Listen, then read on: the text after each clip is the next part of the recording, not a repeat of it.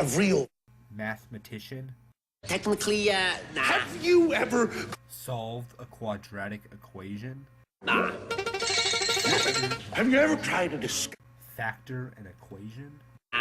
All right, I can see that I will have to teach you how to be villains.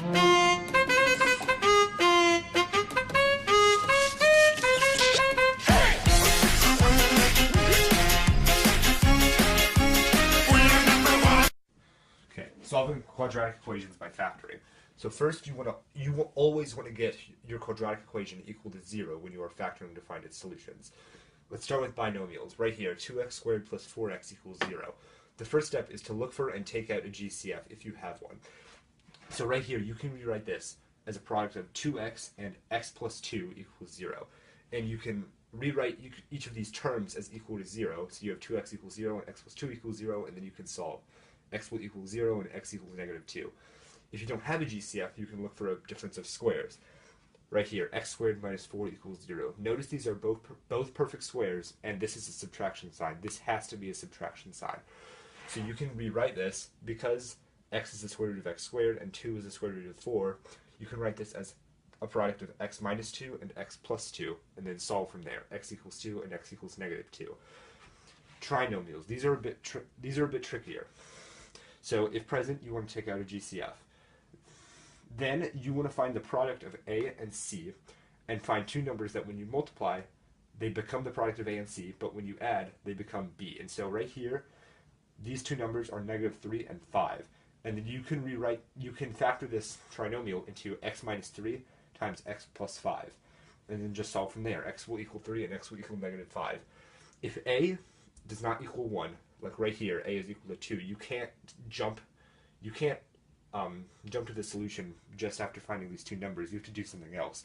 You have to turn the trinomial into a polynomial with 4 terms by breaking b into these two numbers. And then you can factor it like a polynomial with 4 terms. You're going to split it in half and factor each side, and then combine these two sides. These two terms should be the same.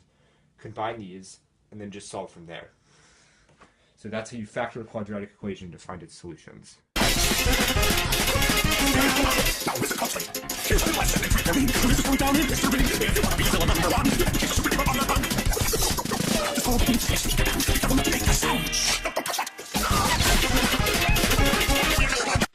Solving a quadratic equation by graphing it on a graphing calculator is arguably the easiest method of doing so, both because it allows us to get to the solutions very quickly and because it allows us to solve some quadratic equations with some not so nice answers. So, to graph a quadratic equation on your calculator, you're going to want to go to y equals up here in the top left. As you can see, I already have one in my calculator. Once you've put in your quadratic equation, to view the graph, you're going to want to go to graph up here in the top right. And there's the parabola that my equation makes.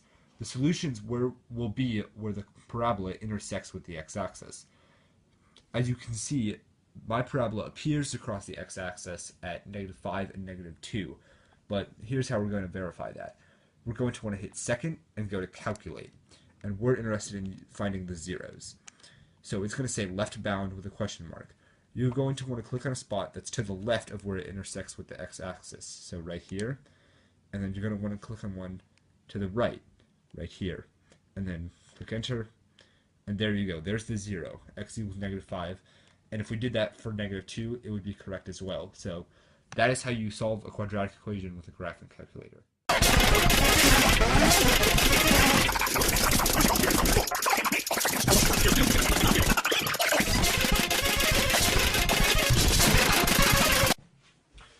The quadratic formula is a formula that will give you the solutions to any quadratic equation as long as it is written as equal to 0 and is in the quadratic standard form. So the quadratic formula is negative b plus or minus the square root of b squared minus 4ac all over 2a. And here's some different situations that will give you different results when using the quadratic formula. If the number inside of this square root symbol here turns out to be positive, you're going to have two solutions. If it's 0, you're going to have one solution. If it's a negative number, you're not going to have any solutions because you cannot take the square root of a negative number, so it's unsolvable.